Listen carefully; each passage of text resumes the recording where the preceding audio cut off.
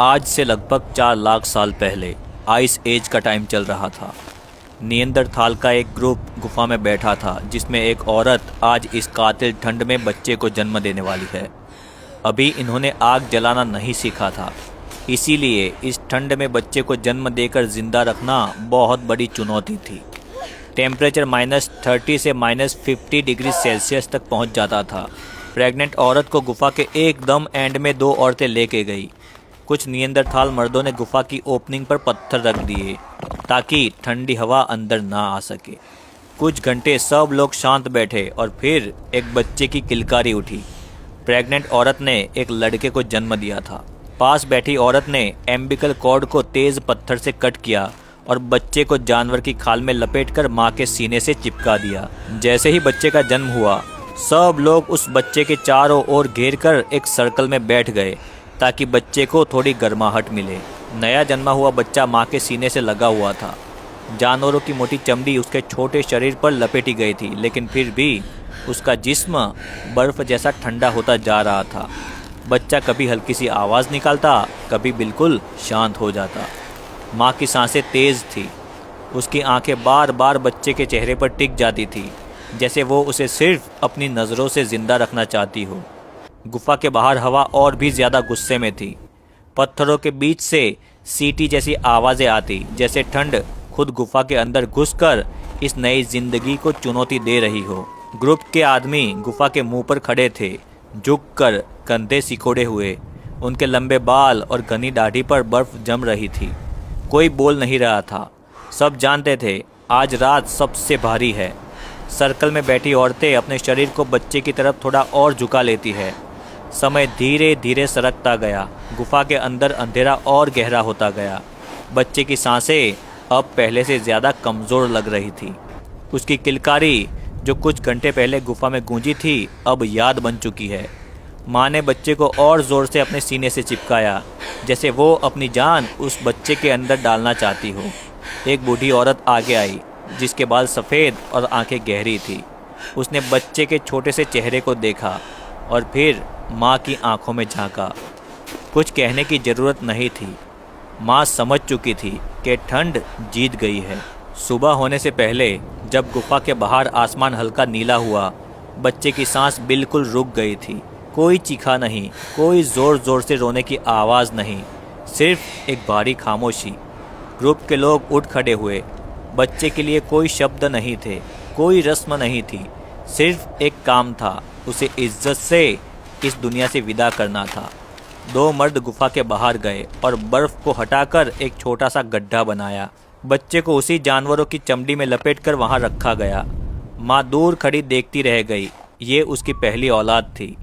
Group जैसे ही गुफा में आया, वैसे ही भेड़ियों का एक ग्रुप इस नए जन्मे बच्चे को दूर से सूंघता हुआ आ चुका था। भेड़िए उस जगह आ पहुंचे थे जहां बच्चे को बर्फ के नीचे दफनाया गया था, और वहां भेड़ियों ने खोदना शुरू कर दिया। भेड़ियों की आवाज़ सुनकर कुछ नियंदरथाल्स गुफा के बाहर निकले। तब तक एक भेड़िए ने बच्चे को अपने मुंह से पकड़ लिया था और बाहर निकाल लिया था। नियंदरथाल्स जोर से आवाज़ करते हुए भेड़ियों की तरफ आए, पर भेड़िए उस बच्चे को लेकर दूर भाग निकले थे। सीन एकदम इमोशनल हो गया था। ग्रुप के पास खाना बहुत कम बचा था। 2 दिन से कोई शिकार हाथ में नहीं लगा था, इसीलिए आज 3 मर्द और एक जवान औरत शिकार के लिए निकले। उनके हाथ में पत्थर के भाले थे, कपड़ों के नाम पर सिर्फ चमड़ी के टुकड़े। हवा इतनी तेज़ थी कि चलना मुश्किल हो रहा था, लेकिन रुकना मौत को बुलावा देने जैसा था। कुछ घंटे चलने के बाद उन्होंने बर्फ़ पर जानवर के निशान देखे। शायद वो एक हिरन या कोई भारी जानवर के हो सकते हैं। सब लोग तुरंत झुक गए। सांस रोकी गई। वो धीरे धीरे आगे बढ़े। बर्फ़ के खुले मैदान में कुछ हिरन दिखे। एक मर्द ने इशारा किया। सब लोग अलग अलग तरफ से घिरने लगे और फिर भाला फेंका गया। हिरन चीखा और भागने लगा।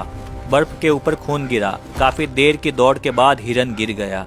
शिकार मिल चुका था। ये सिर्फ खाना नहीं था, ये ग्रुप के जीने का एक और दिन था। हिरन को उठाया गया और अपने ठिकाने की तरफ ये ग्रुप रवाना हुआ। रास्ते में खामोशी थी। खामोशी मतलब आसपास कोई बड़ा जानवर मौजूद है। हिरन के खून की गंध सूंघकर एक टाइगर वहां पर आ पहुंचा था। टाइगर ने सीधे ही हिरन पर झपट्टा मारा, पर हिरन को बचाने के चक्कर में नियंदरथाल टाइगर के सामने हो गया। टाइगर ने उसी पर हमला कर दिया और उसको पैर से पकड़ लिया। सब लोगों ने पत्थर और भाले चलाए, लेकिन टाइगर उसका पैर पकड़कर घसीटता हुआ दूर ले गया। सब लोगों ने उसे बचाने की कोशिश की, उसके पीछे भागे, लेकिन टाइगर उसे लेकर बहुत दूर निकल चुका था। सिर्फ खून और घिसने के निशान बचे थे। ग्रुप के लोग चुपचाप खड़े रहे। ये भी जिंदगी का एक सच है, कभी शिकार मिलता है तो कभी शिकारी खुद शिकार बन जाता है। गुफा में वापस आने पर माहौल और भी भारी हो गया था। एक जान जा चुकी थी और एक नई जान पहले से ही जा चुकी थी। उसी शाम, उसी दिन एक और प्रेग्नेंट औरत का दर्द शुरू हो चुका था। ये दूसरी डिलीवरी थी। सब लोग एक दूसरे को देखे बिना समझ गए थे कि ये रात भी लंबी होने वाली है। ठंड वैसी ही थी, अंधेरा वैसा ही था, लेकिन हर कहानी एक जैसी नहीं होती। बाहर मर्द फिर से पत्थरों को ठीक करने लगे। बर्फ जम चुकी थी, पत्थर भी ठंडे लोहे जैसे लग रहे थे। हवा फिर से गुफा के अंदर घुसने की कोशिश कर रही थी। इस बार उन्होंने अपने शरीर भी ओपनिंग के पास लगा दिए। अंदर वक्त रुक सा गया था, सिर्फ सांस की आवाज़, दर्द और ठंड का एहसास। फिर अचानक एक तेज़ आवाज़ आई। एक बच्ची ने जन्म लिया था। औरतें तुरंत हरकत में आई।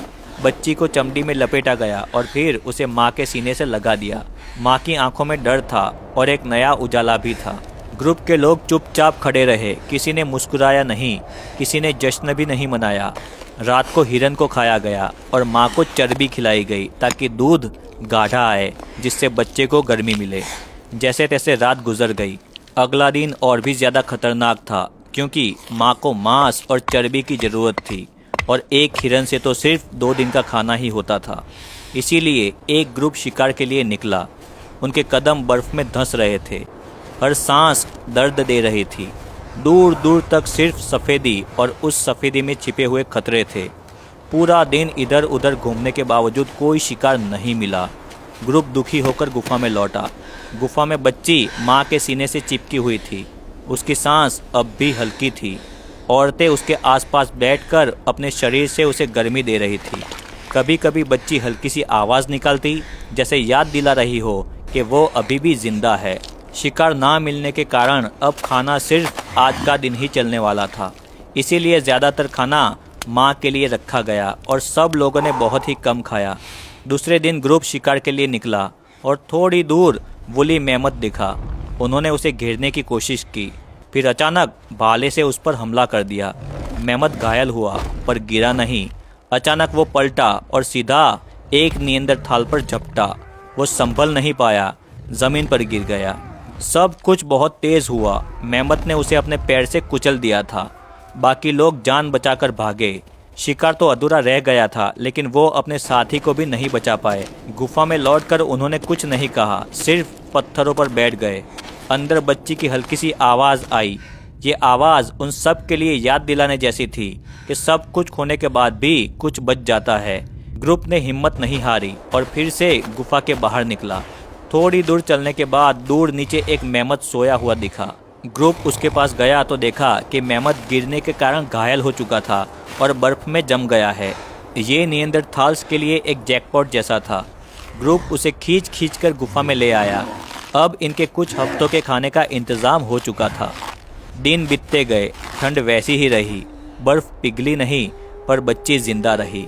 माँ कमज़ोर हो रही थी, लेकिन बच्ची हर दिन थोड़ी सी और मजबूत होती गई। उसकी उंगली माँ के बाल को पकड़ लेती थी। ग्रुप को समझ आ गया था कि पहला बच्चा हार गया था, पर यह बच्ची जीत रही है। ये सिर्फ किस्मत नहीं थी, ये ग्रुप की गर्मी, उनका साथ और जिंदा रहने की इच्छा थी।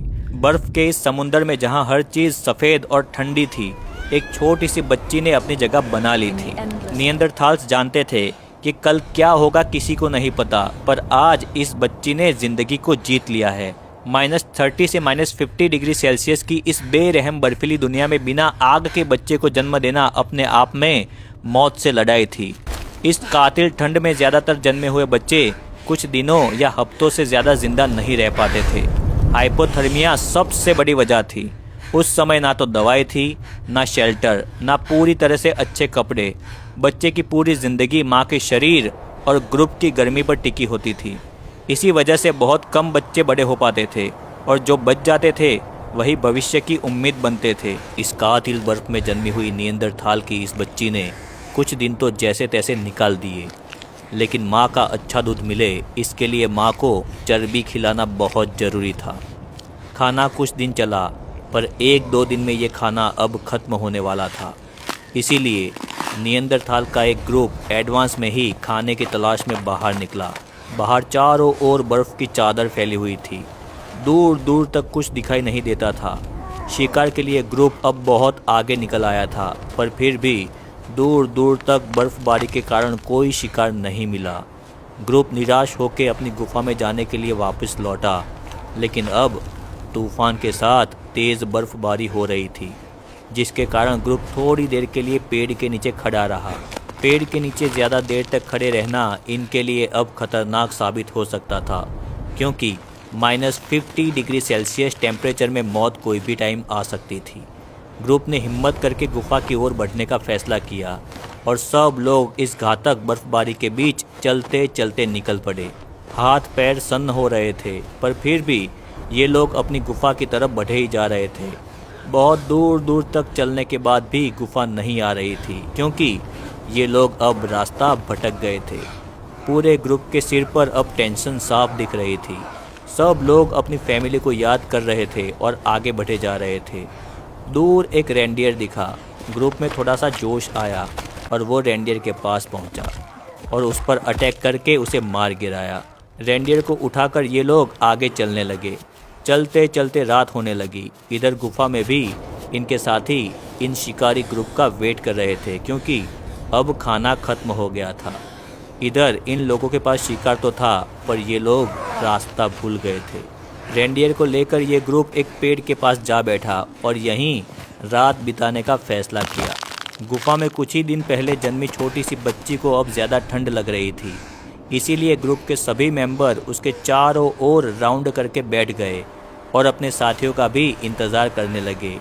इधर पेड़ के नीचे रेंडियर को लेकर ये ग्रुप एक दूसरे से चिपक कर सो गया। गुफा में भी इंतज़ार कर रहे लोग अब सो गए थे। रात को बहुत तेज़ बर्फबारी हुई। सुबह हुई, लेकिन पेड़ के नीचे जो शिकारी ग्रुप सोया था उसमें से कोई नहीं उठा। रात के इस -50 डिग्री सेल्सियस टेम्परेचर की इस बर्फीली दुनिया ने सबकी जान ले ली थी। इधर भी गुफा में जो लोग बैठे थे उनके हाथ और पैर सन्न हो गए, पर ये लोग गुफा में होने के कारण इन्हें कुछ नहीं हुआ। ये लोग जिंदा बच गए। 3 लोगों ने डिसाइड किया कि वो अपने साथियों को ढूंढने जाएंगे और साथ में शिकार भी लेकर आएंगे। सब लोग अब भूखे थे और 3 लोग अब शिकार के लिए और अपने दोस्तों को ढूंढने के लिए निकल पड़े।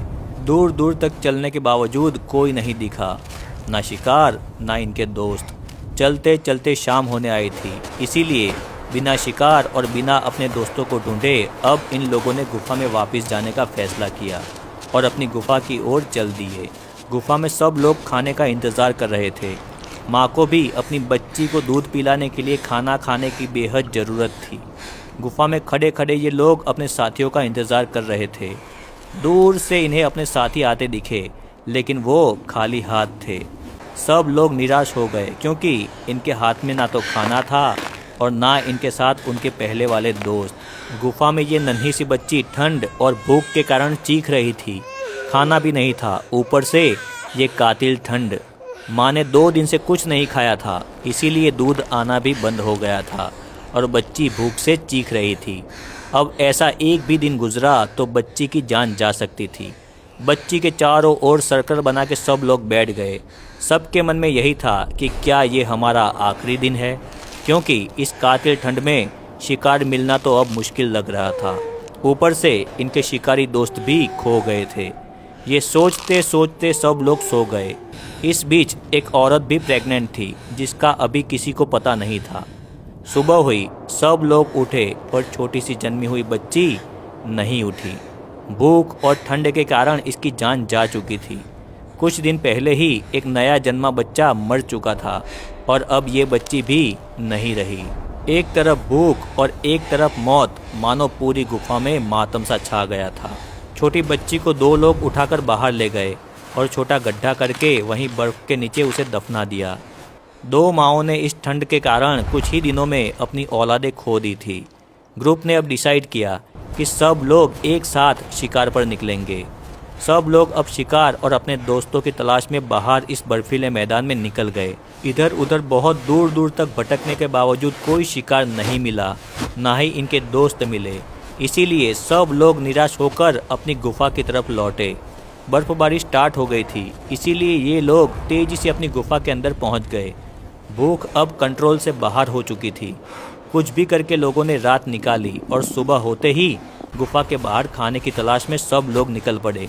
चलते चलते एक बुजुर्ग नियंदरथाल कमजोरी के कारण गिर पड़ा। बाकी लोगों ने उसे सहारा देकर उठाया और आगे बढ़ते रहे। काफ़ी टाइम चलने के बावजूद दूर दूर तक कोई शिकार का नामो निशान नहीं मिला। इस बीच शाम होने आई थी और बर्फबारी तेज़ होने लगी। इसीलिए ये ग्रुप अब एक पेड़ के नीचे जाकर खड़ा हो गया। 3-4 लोग तो ऐसे थक गए थे कि अगर आज खाना नहीं मिला ना तो वो मारे जाएंगे। पेड़ के नीचे खड़े इस ग्रुप में से एक नियंदरथाल की नज़र बर्फ़ के नीचे गई। उसने देखा कि वहाँ एक रेंडियर है। सभी लोग अब तेज़ी से इस बर्फ़ को खिसकाने लगे। वहाँ उन्हें एक रेंडियर जमा हुआ मिला। सब ने भूख के कारण उसे वहीं खाना स्टार्ट कर दिया। थोड़ा खाना खाने के बाद उनकी नज़र वापस बर्फ़ पर गई। उन्होंने फिर से बर्फ़ को खिसकाना स्टार्ट कर दिया और वहाँ इनको अपने साथी मिले जो शिकार के लिए निकले थे और यहाँ बर्फ़ में जम गए थे। इस मरे हुए शिकारी ग्रुप ने अपनी फैमिली के लिए ही रेंडियर का शिकार किया था और उसी रेंडियर के शिकार के कारण अब ये ग्रुप 3 से 4 दिन तक जिंदा रह सकेगा। खुद तो मारे गए पर अपने दोस्तों को इन्होंने बचा लिया था। इस बर्फ़ में जमे हुए अपने साथियों को इन्होंने यहीं पर दफन किया और बचा कुचा रेंडियर का मांस लेकर ये ग्रुप अपनी गुफा में लौट गया। ऐसे ही धीरे धीरे दिन बीतते गए और इन्हें पता चला कि एक और औरत प्रेग्नेंट है। इस बेरहम कातिल ठंडी और भूख के कारण 2 बच्चों की जान जा चुकी थी। अब ये नियंदरथाल सीख चुके थे कि इन्हें अब क्या करना है। इसलिए इस बार ग्रुप अपनी गलती दोहराने के मूड में बिल्कुल नहीं था। टेम्परेचर दिन में -30 डिग्री सेल्सियस और रात को -50 डिग्री सेल्सियस तक पहुंच जाता है। रेंडियर का मांस 2 दिन चलने वाला था, फिर भी ग्रुप आज शिकार पर निकल गया। कुछ ही दूर चलने पर दूर उन्हें एक जमा हुआ मेमत दिखा जो शायद गिरकर घायल हो गया था और मारा गया था और फिर बर्फ़ में जम गया। ग्रुप तुरंत उसके पास गया और उसे खींचने लगा ताकि उसे गुफा तक ले जाए, पर मेमत बहुत बड़ा था इसलिए इतने लोगों से ये हिल भी नहीं रहा था। ग्रुप के 2 लोग गुफा में मदद के लिए अपने साथियों को बुलाने गए। जैसे ही गुफा में इन लोगों को बताया कि बहुत बड़ा मेमत मिला है तो सब लोग खुश हो गए। अब गुफा में से ज़्यादातर सब मर्द मेमत को लेने गए। सब लोगों ने मेमत को खींचना स्टार्ट किया और धीरे धीरे उसे गुफा में ले आए। कुछ मांस खाया गया और बचा हुआ मांस स्टोर किया गया। मेमत की खाल को अलग कर कर ज़मीन पर बिछाया गया। प्रेग्नेंट औरत को चर्बी खिलाई गई। ऐसे ही कुछ महीने ग्रुप ने प्रेग्नेंट औरत को संभाला। अब वक्त आ गया है, ये औरत बच्चे को जन्म देने वाली है। ग्रुप भी अब पूरी तरह से तैयार है। गुफा के ओपनिंग को बड़े बड़े पत्थर रखकर बंद किया गया। प्रेग्नेंट औरत को गुफा के एंड में औरतें लेके गई क्योंकि गुफा के एंड में ठंड कम होती है, लेकिन पत्थरों के बीच से बर्फीली ठंडी हवा अभी भी गुफा के अंदर आ रही थी। कुछ वक्त बीता और फिर एक बच्चे की किलकारी गुफा में गूंजी। एक लड़के का जन्म हुआ था। एक बुजुर्ग औरत ने एम्बिकल कॉर्ड को तेज़ पत्थर से कट किया और दूसरी औरतों ने बच्चे को जानवर की खाल से लपेटकर माँ के सीने से चिपका दिया। सब लोग उस बच्चे के चारों ओर घेरा लगाकर बैठ गए ताकि बर्फीली हवा बच्चे को डायरेक्ट छू ना सके। जैसे तैसे करके रात गुजर गई। नियंदरथाल्स ने बहुत खाना स्टोर करके रखा था जिससे 10 दिन आराम से गुजरने वाले थे। माँ को चर्बी खिलाई गई जिससे बच्चे के लिए दूध गाढ़ा आए। नया जन्मा हुआ बच्चा माँ के सीने से लगा हुआ था। जानवरों की मोटी मोटी चमड़ी उसके शरीर पर लपेटी हुई थी। बच्चा कभी हल्की सी आवाज़ निकालता और कभी बिल्कुल शांत हो जाता। आराम से दिन बीत रहे थे लेकिन आगे ज़्यादा खाने की ज़रूरत पड़ने वाली थी। इसीलिए एडवांस में ही कुछ मर्द शिकार के लिए निकले। उनके हाथ में पत्थर के भाले थे। कपड़ों के नाम पर सिर्फ जानवरों की चमड़ी के टुकड़े। बर्फीली हवा बहुत तेज़ थी लेकिन रुकना मौत को बुलावा देने जैसा था। थोड़ी थोड़ी बर्फबारी शुरू हो चुकी थी। शिकार पर निकले ये मर्द धीरे धीरे बर्फीले मैदान में आगे बढ़ रहे थे। चारों तरफ सफ़ेद सन्नाटा था। बस तेज़ हवा की सीटी सुनाई दे रही थी। तभी दूर उन्हें बर्फ़ के बीच हलचल दिखी। सब लोग रुक गए। ध्यान से देखा तो उन्हें एक बूढ़ा और कमज़ोर मेमत दिखा। शायद अपने झुंड से बिछड़ गया था ये। ग्रुप समझ गया था कि ये मौका दोबारा नहीं मिलेगा। सब लोग अलग अलग डायरेक्शन में फैल गए ताकि मेमत को घिरा जा सके। पत्थर के भाले कसकर पकड़े गए। जैसे ही मेमत ने भागने की कोशिश की, एक भाला उसकी टांग में जा लगा। मेमत गरजा, बर्फ हिली। सब ने भाले फेंकना जारी रखे। कुछ पल के लिए लगा कि वो सबको कुचल देगा, लेकिन दूसरे भाले उसके शरीर पर लगते रहे। लंबी जद्दोजहद के बाद मेमत ज़मीन पर गिर पड़ा। उसकी सांसें भारी थी, लेकिन आखिरकार शिकार पूरा हुआ। अभी सब लोग राहत की सांस ले ही रहे थे कि अचानक पीछे से एक भयानक गर्जना सुनाई दी। सबके रोंगटे खड़े हो गए। बर्फ के बीच से एक साइबर टूथ टाइगर निकल पड़ा। बड़े बड़े तेज दांत और आंखों में भूख। वो मेमत के खून की गंध से खींचा चला आया था। टाइगर ने बिना रुके हमला कर दिया। एक नियंदरथाल को उसने ज़मीन पर गिरा दिया। बाकी नियंदरथाल्स ने तुरंत उसे घेरा और उस पर भाले फेंके, उस पर पत्थर फेंके। कुछ लगे और कुछ बर्फ में घुस गए, लेकिन टाइगर ने एक नियंदरथाल को गिराकर उसे गर्दन से दबोच लिया था। ग्रुप ने भाले उसके मुंह पर फेंके, जिससे टाइगर ने उसे छोड़ दिया और भाग निकला। एक नियंदरथाल पूरी तरह से घायल हो चुका था। बहुत बड़ी लड़ाई के बाद ग्रुप थका हुआ था, इसीलिए मेमत के मांस को जल्दी जल्दी काटा गया और जितना हो सके उसको उठाकर गुफा की तरफ सब लोग लौटने लगे। रास्ता लंबा था, लेकिन किसी ने रुकने की हिम्मत नहीं की। जैसे ही ये लोग गुफा के अंदर पहुँचे, अंदर वही नया जन्मा बच्चा माँ के सीने से लगा हुआ था। उसकी सांसें हल्की थी, लेकिन वो जिंदा था। एक साइड घायल नियंदरथाल को सुलाया गया, लेकिन ज़्यादा जख्मी होने के कारण उसकी मौत हो गई। गुफा में मायूसी छा गई। कोई कुछ नहीं बोला, सिर्फ एक दूसरे के सामने देखते रहे। ग्रुप उसे उठाकर बाहर निकला और गड्ढा करके उसे वहीं दफना दिया। सब लोग अब गुफा में आकर बैठ गए। मेमत का मांस आने वाले कई दिनों तक सबको जिंदा रखने वाला था। माँ को भरपूर चर्बी खिलाई गई, इसलिए माँ का दूध गाढ़ा हो गया, जिसे पीकर बच्चा धीरे धीरे मजबूत होने लगा। वक्त धीरे धीरे आगे बढ़ता गया। वो बच्चा जो कभी पूरी तरह से माँ की छाती से चिपका रहता था, अब थोड़ा थोड़ा हिलने लगा था।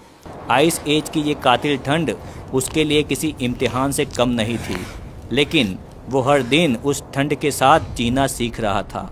आग जलाना इनको अभी तक आता नहीं था, फिर भी ग्रुप ने अपनी पिछली गलतियों से बहुत कुछ सीखा था। दिन में जब टेम्परेचर थोड़ा कम खतरनाक होता, तब बच्चे को एनिमल की स्किन में लपेटकर गुफा के अंदर ही रखा जाता। रात होते ही सब लोग उसके चारों ओर बैठ जाते और अपने शरीर की गर्मी से उसे बचाने की कोशिश करते। हवा पत्थरों के बीच से अंदर घुसती, लेकिन ग्रुप की ये दीवार उसे सीधा बच्चे तक नहीं जाने देती थी। बच्चा अब बड़ा होने लगा था। उसके रोने की आवाज़ अब पहले से तेज़ थी, जैसे वो ठंड को चुनौती दे रहा हो।